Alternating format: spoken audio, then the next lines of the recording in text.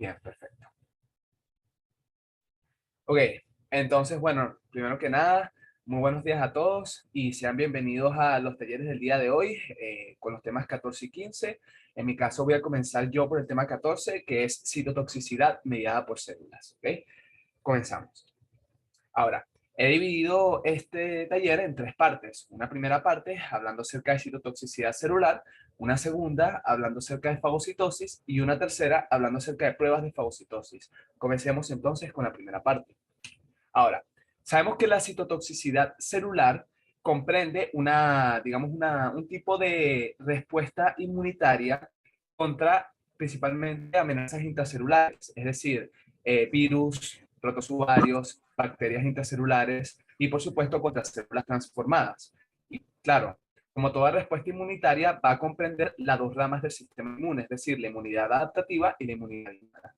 De parte de la inmunidad adaptativa vamos a tener como protagonistas a los linfocitos T tóxicos. Aquí coloco una aclaratoria y es que los linfocitos T no colaboran en este tipo de respuesta, pero es importante que tengan presente que ellos no tienen actividad citotóxica intrínseca. Es decir, el linfocito T1 puede liberar citoquinas que apoyan a la actividad del linfocito T citotóxico, sin embargo, ellos por sí solos no pueden tener actividad citotóxica. ¿Bien? Por otra parte, del lado de la inmunidad innata tenemos los linfocitos NK y vamos a ir expandiendo sobre estos conceptos. Comenzando por los linfocitos T citotóxicos. Ya que son células de la inmunidad adaptativa, vamos a dividir, digamos, su actividad en dos fases. Una fase de activación y una fase efectora.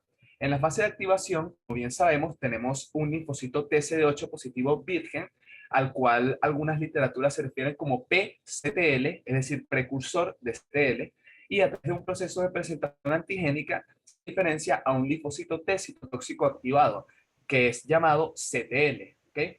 Es importante destacar que el CTL expresa gránulos citotóxicos, pero el PCTL no. ¿Okay? La célula virgen no tiene gránulos citotóxicos, o sea, no tiene perforinas ni granzimas. Es durante el proceso de activación y en la diferenciación que él comienza a expresar estos gránulos. Es muy importante que recuerden esto porque esa es una de las principales diferencias entre linfocitos T citotóxicos y linfocitos NK, cosa que iremos abordando a lo largo del taller. Ahora, aquí a la derecha tenemos una imagen de más o menos cómo ocurre este proceso, ¿no?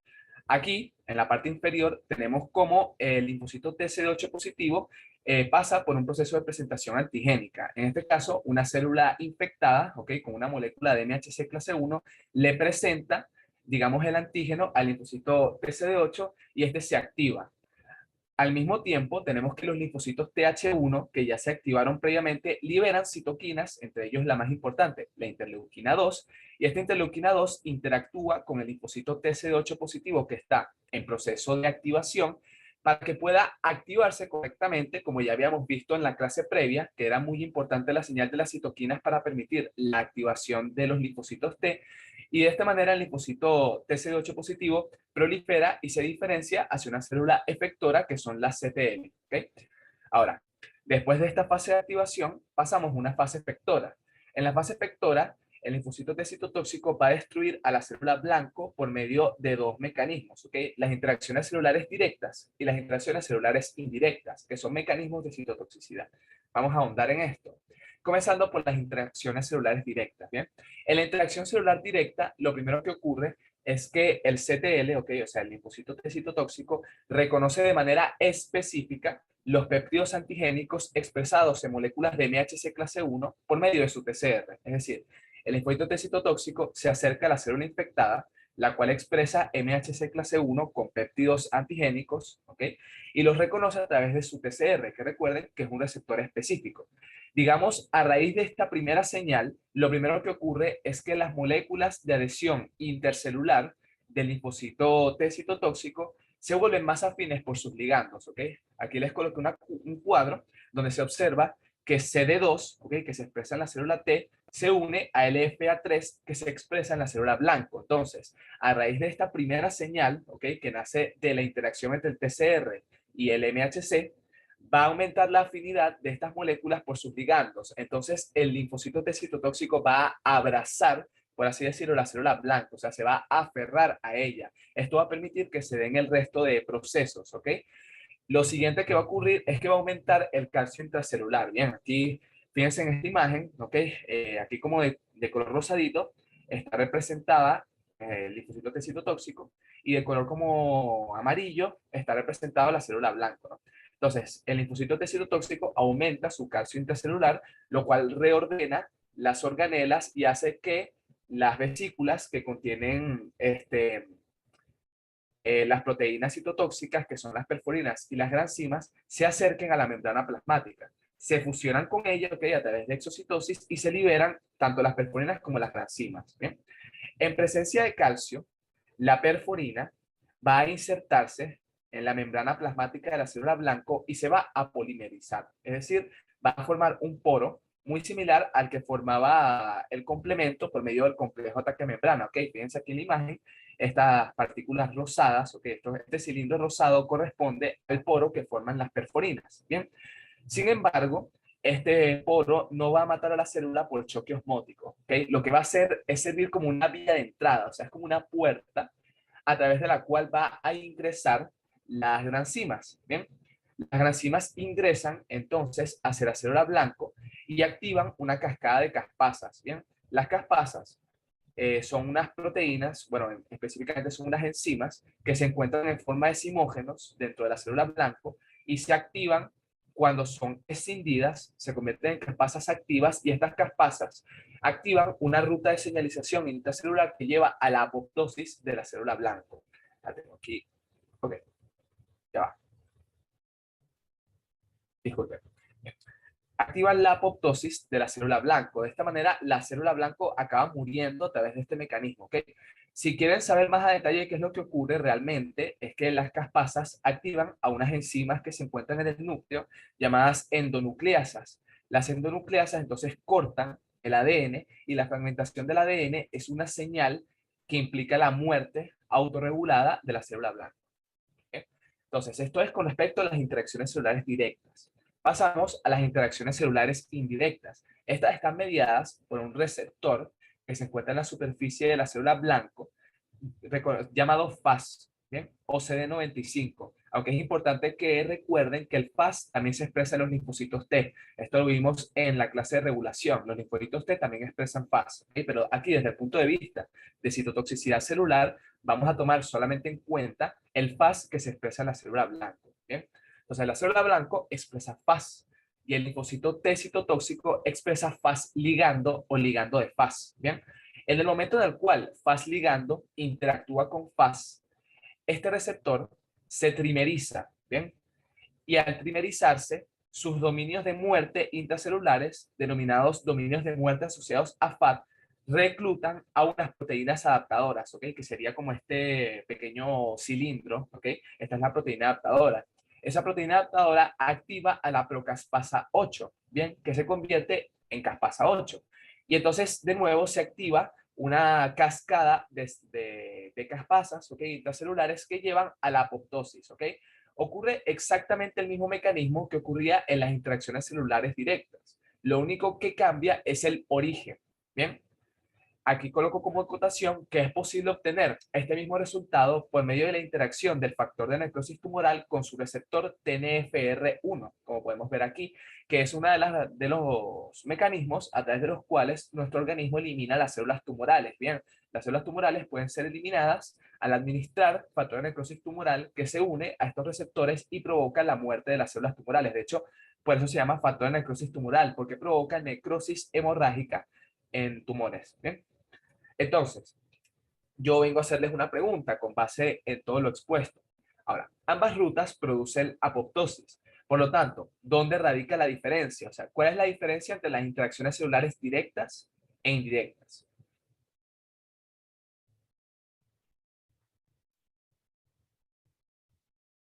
Me lo pueden decir por voz, me lo pueden escribir.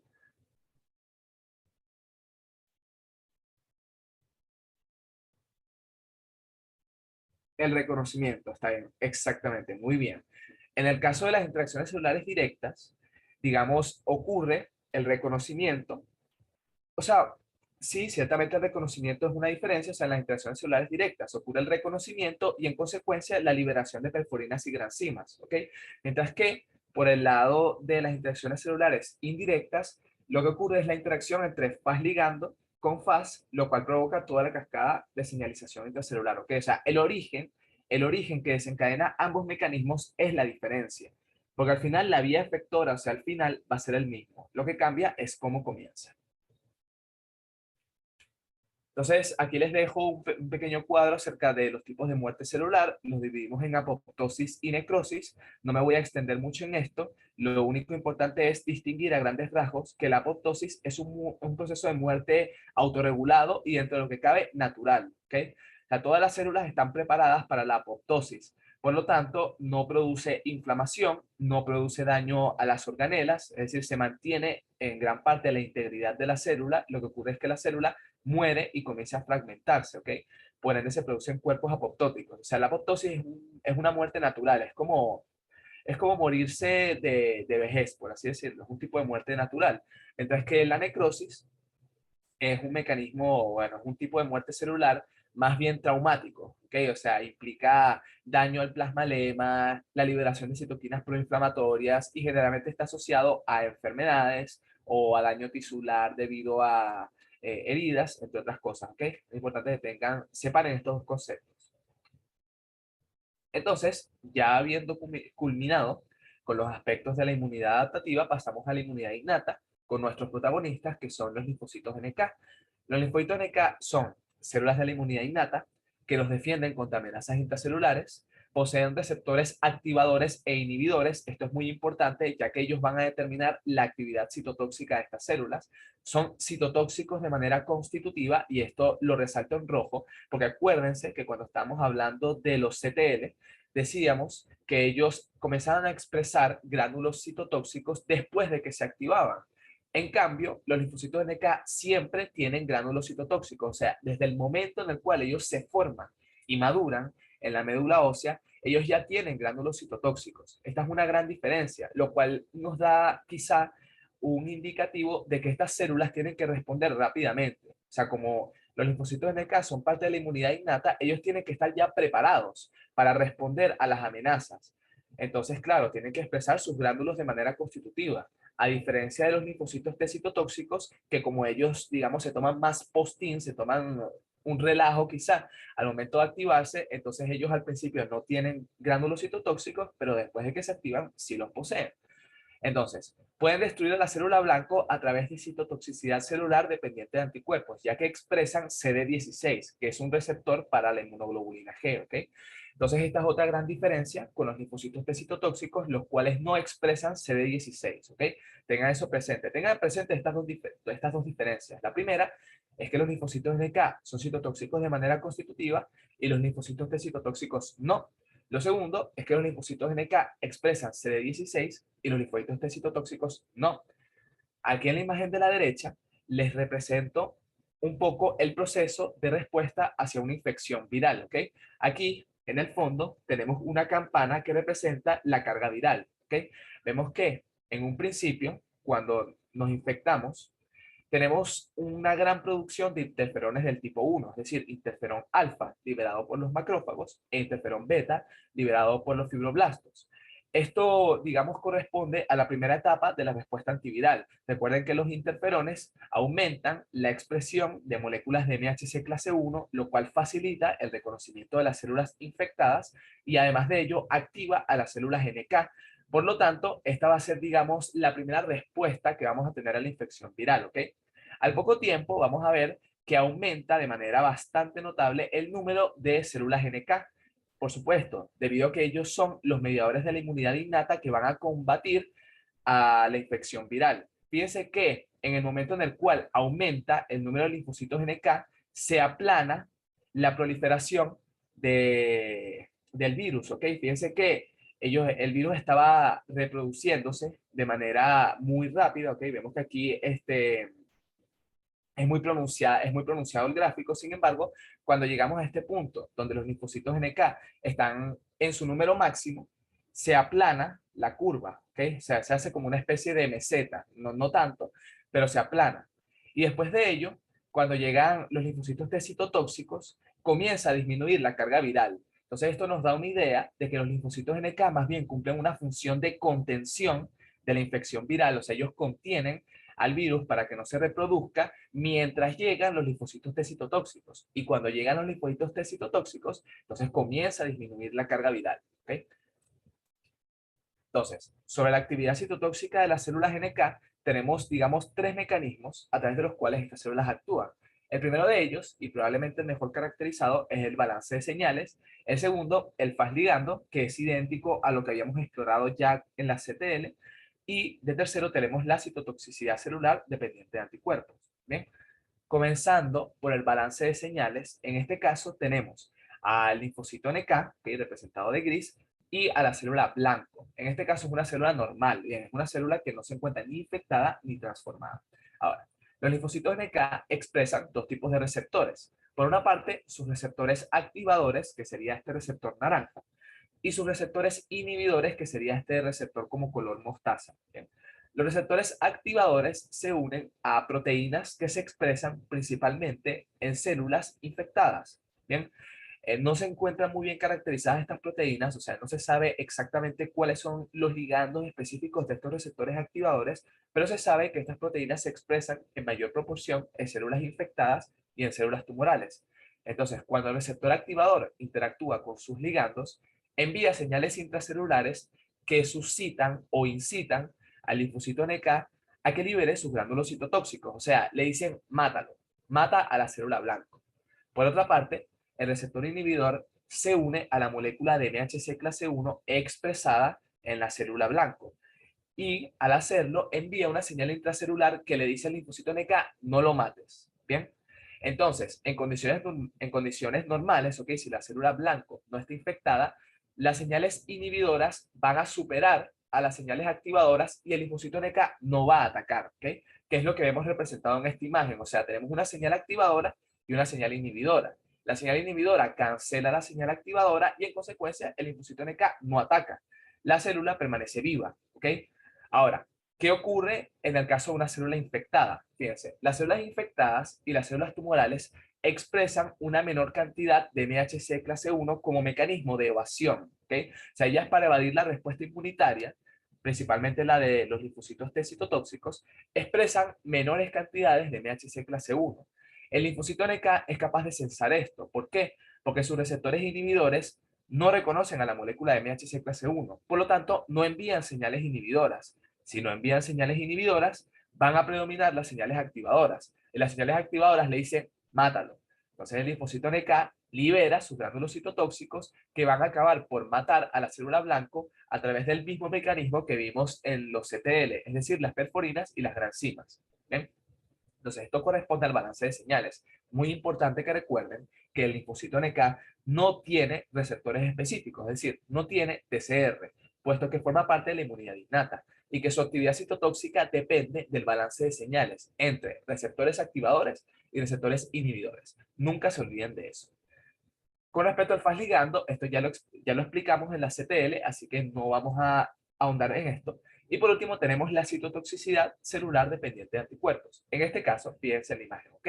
Aquí en el centro tenemos representada una célula blanco, ¿bien? O sea, una célula infectada o transformada, ¿bien?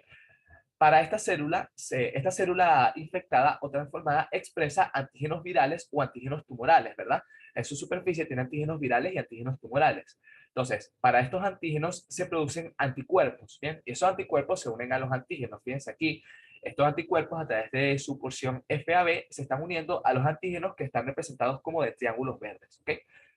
Entonces van a venir células de la inmunidad innata que expresan receptores para la porción FC, fíjense aquí, de estos anticuerpos. Bien, en este caso el linfocito NK tiene CD16, ¿se acuerdan? ¿No? El CD16 que se une, en este caso, a la porción FC de la inmunoglobulina G. ¿Ok? Entonces nuestro linfocito NK, a través de su CD16, reconoce a la inmunoglobulina G unida al antígeno y esto le envía una señal intracelular que hace que libere superforinas y granzimas, lo cual finalmente destruye a la célula blanca.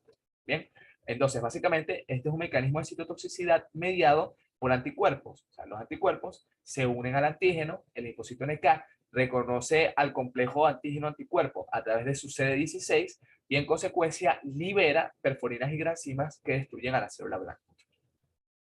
Aquí tenemos un poco, está mejor ilustrado, fíjense cómo la célula transformada expresa los antígenos, los anticuerpos se unen a los antígenos, viene el linfocito NK a través de su CD16, reconoce estos inmunocomplejos, libera sus perforinas y granzimas y la célula blanco muere. ¿Bien? Entonces acuérdense siempre de estos tres mecanismos y acuérdense de que los linfocitos de K pueden mediar citotoxicidad celular dependiente de anticuerpos y los linfocitos T citotóxicos no. Llegamos entonces a la segunda parte, que es la fagocitosis. Entonces, con respecto a la fagocitosis, tenemos, digamos, muchos tipos de células fagocíticas en nuestro cuerpo. Sin embargo, las dos principales son los neutrófilos y los macrófagos. Aquí tenemos una serie de diferencias entre ambos. Recuerden que los neutrófilos son abundantes en sangre periférica y los macrófagos en tejidos, ¿ok? Ustedes no van a ver macrófagos en sangre y ustedes no van a ver neutrófilos en tejidos a menos que haya un proceso inflamatorio. Los neutrófilos migran al tejido cuando hay inflamación. En condiciones normales están en sangre y los macrófagos están en tejidos, ¿ok? O sea, no digan el macrófago está en la sangre, no, el macrófago está en el tejido. La célula que está en la sangre es el monocito, ¿bien?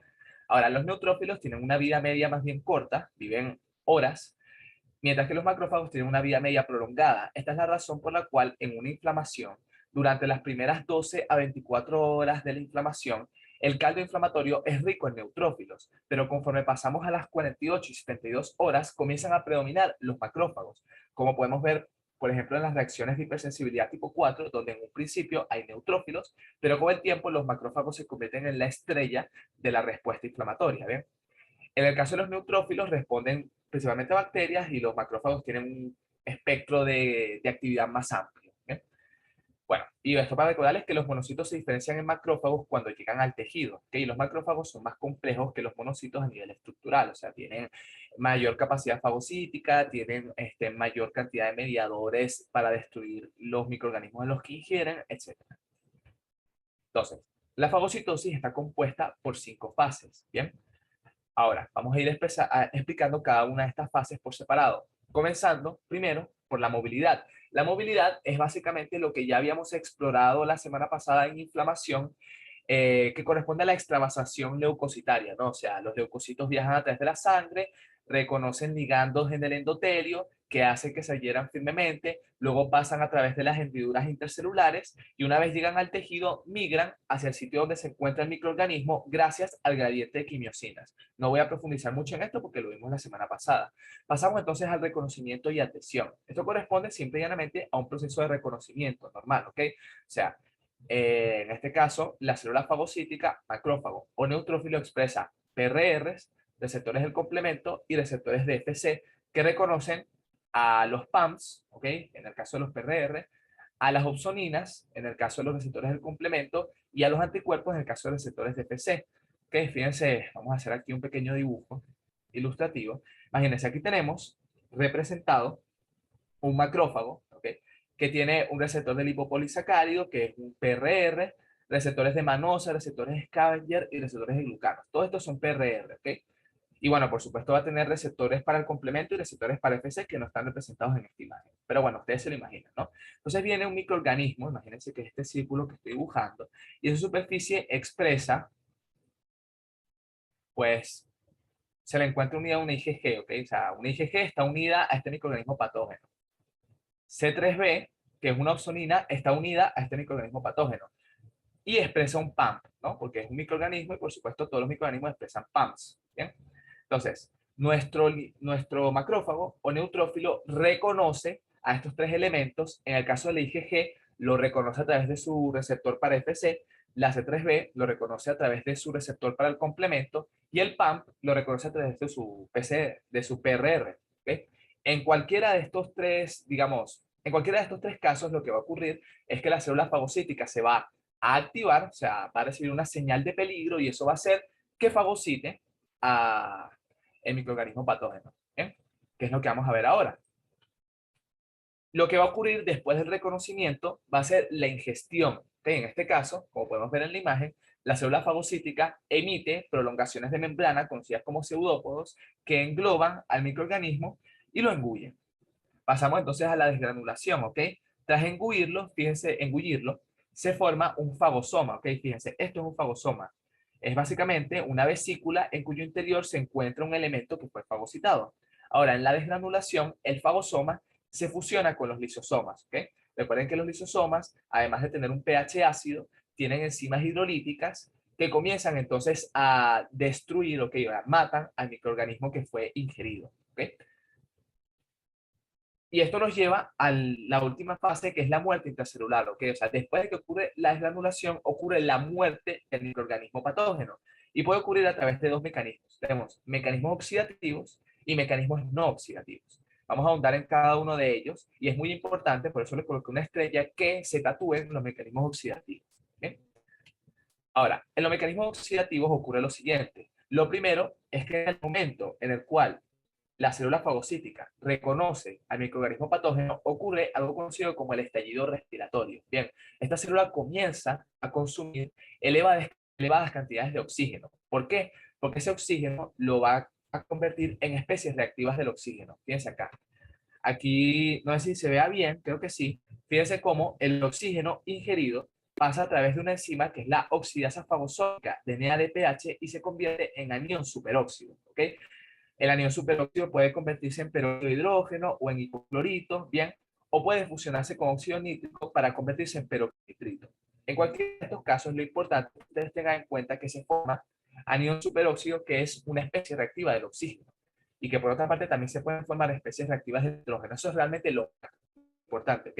Estas especies reactivas del oxígeno y el nitrógeno son dañinas para el microorganismo patógeno y lo destruyen. Destruyen a la gran mayoría de microorganismos patógenos, ¿ok?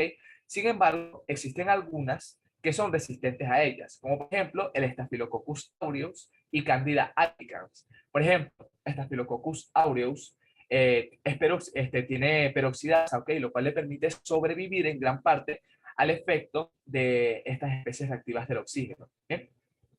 Por eso es que ellos sobreviven a estos mecanismos. Para ello es que existen los mecanismos no oxidativos. ¿Bien?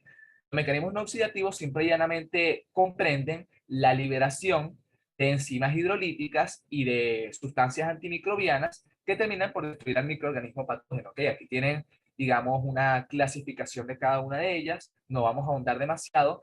De todas estas, yo creo que la más importante que tengan presente es la proteína incrementadora de la permeabilidad bacteriana, que aumenta la permeabilidad de la membrana y de la pared bacteriana y por ende produce la muerte de la misma por choque osmótico. Entonces ya con eso exploramos fagocitosis. Ahora por último vamos a hablar acerca de las pruebas de fagocitosis.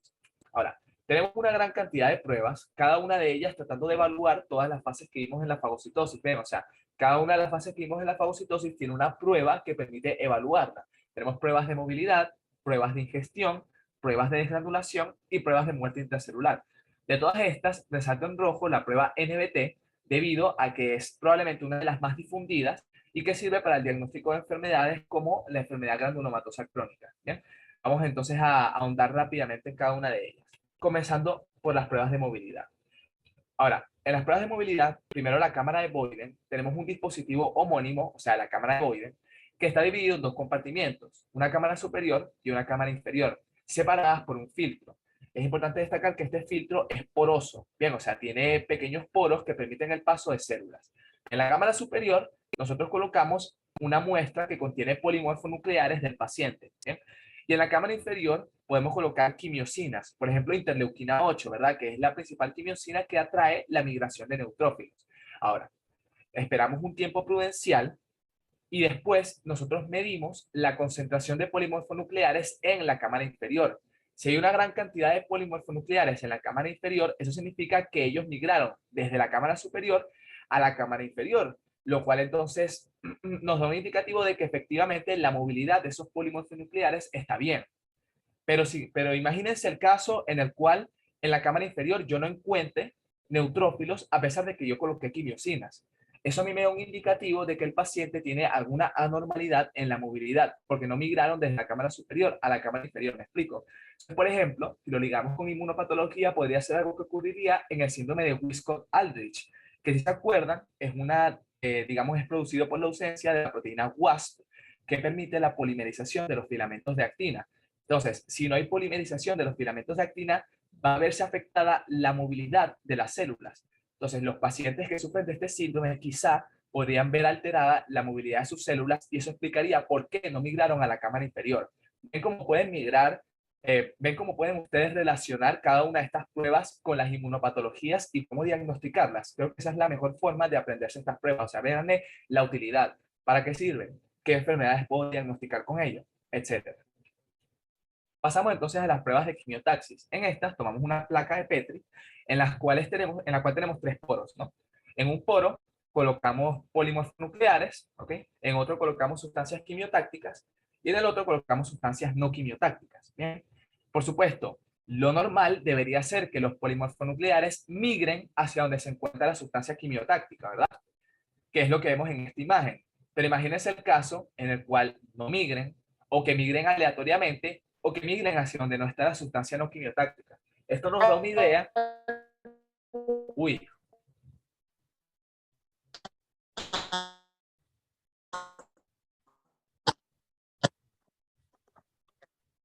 Disculpe, profesor Edwin, ¿quiere acotar algo?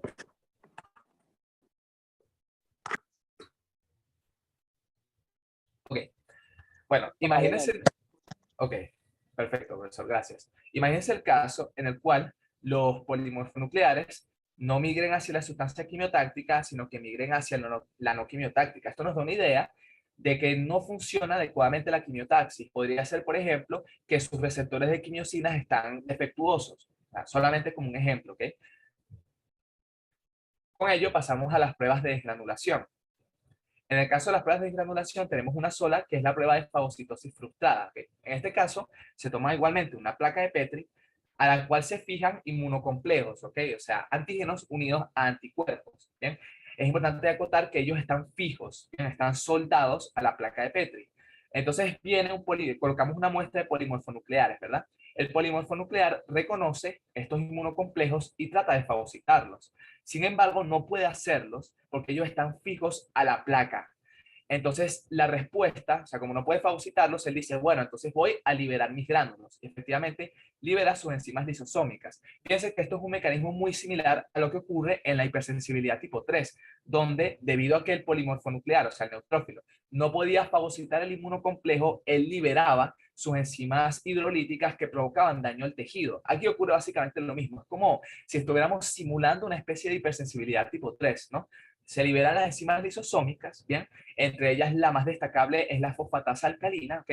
Entonces el investigador toma la muestra, cuantifica la cantidad de estas enzimas lisosómicas y si hay elevadas cantidades de fosfatasa alcalina, entonces eso significa que las células producen su desgranulación correctamente. Pero si hay bajas concentraciones de estas enzimas, entonces significa que la célula no está desgranulándose, ¿eh? Lo cual podría implicar una patología, como podría ser quizá el síndrome de Chediak-Higashi, ¿no? Donde la deficiencia de la proteína LIS, que produce el tráfico lisosomal, impide que los lisosomas puedan fusionarse con fagosomas y mucho menos que se movilicen. Entonces, si los lisosomas no se movilizan, no se liberan enzimas lisosómicas, ¿ok? Vean de nuevo cómo se está ligando la fagocitosis frustrada con una enfermedad que vamos a ver en inmunopatología. Ahora, pasamos a las pruebas de muerte intracelular. Si no estuvieron prestándome atención hasta el momento, quiero que se tatúen este punto, debido a que la prueba NBT está muy bien expandida dentro del campo de la inmunología. ¿Okay? En la prueba NBT lo que se hace es que se toma una muestra de polimorfonucleares de nuevo. Estos polimorfonucleares provienen del paciente, ¿ok? Y se coloca en una solución con la sustancia NBT, que significa azul de tetrasolio nitrado. A pesar de su nombre, la sustancia es amarilla, que se llama azul de tetrasolio nitrado, pero es amarilla, lo cual es interesante, quizá inclusive contraindicativo. A continuación, a la sustancia le agregamos látex, ¿ok? El látex es fagocitado por parte de los neutrófilos y por supuesto los neutrófilos activan el estallido respiratorio, ¿ok? Acuérdense de que en el estallido respiratorio se consume más oxígeno y se comienza a modificar el potencial de oxidorreducción del neutrófilo, ¿ok? Eso lleva entonces a que el NBT, que fue previamente ingerido por los neutrófilos, se convierta en una sustancia azul conocida como formazán, ¿ok? O sea, el neutrófilo ingirió el NBT, luego fagocitó el látex y al cambiar el potencial de oxidorreducción del neutrófilo, el neutrófilo adquiere un color azul debido a que el NBT se convierte en formazán. Bien. A continuación, agregamos una sustancia conocida como piridina que aumenta la permeabilidad de la membrana del neutrófilo y eso hace que el formazán migre hacia el resto de la solución, ¿ok? Por ende se tiñe azul. Por último, a través de un espectrofotómetro, nosotros cuantificamos las unidades de densidad óptica de esta solución y de esa manera podemos tener un indicativo de qué tan poderoso es el estallido respiratorio de estas células. Si este azul es muy poco intenso, eso podría ser un indicativo de que el estallido respiratorio no está funcionando adecuadamente. Pero si este azul es muy intenso, significa que sí está ocurriendo de manera adecuada, ¿ok?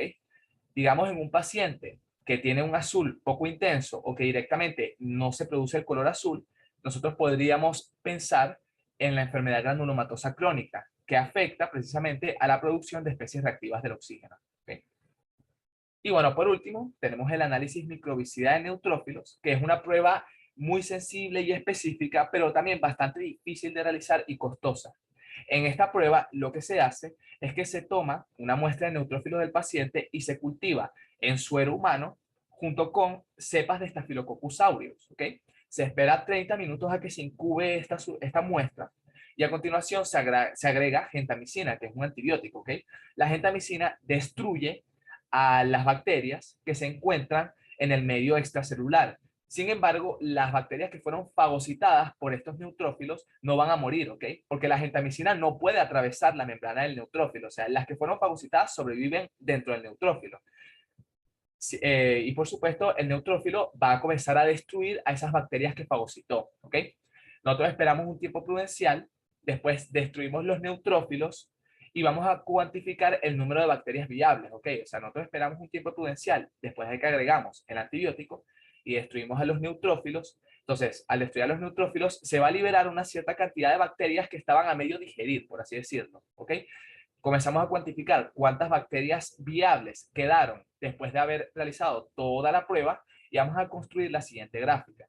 Fíjense que en el caso de un individuo sano, cuando pasan 3 horas, se reduce de manera muy notoria el número de bacterias viables. ¿Ok? Fíjense, aquí en el eje de las Y está el número de bacterias viables y en el eje de las X las horas, ¿no? Vemos cómo al pasar 3 horas disminuye de manera muy notoria el número de bacterias viables, lo cual nos indica que este es un individuo sano. Pero fíjense, por ejemplo, en el caso de un paciente con enfermedad granulomatosa crónica. En ese caso, prácticamente no hay disminución o es una disminución muy poco marcada del número de bacterias viables, lo cual nos indica que estos neutrófilos no tienen capacidad de producir muerte intracelular de estas bacterias. ¿Okay? O sea, se encuentran afectados los mecanismos oxidativos de la muerte intracelular. ¿Okay? Pero dense cuenta de que el resto de mecanismos están bien. O sea, la ingestión está bien. Pueden fagocitar a las bacterias. Sin embargo, lo que está mal es la muerte intracelular. ¿Okay? Y con eso ya llegamos al final de este taller. Entonces, bueno, muchas gracias.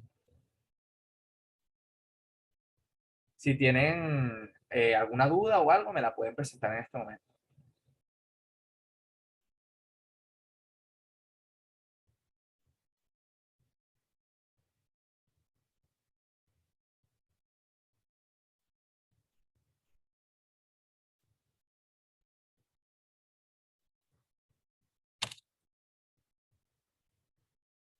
Bueno, muchas gracias. Entonces voy a darle paso a mi compañera Cindy. ¿Bien? Voy a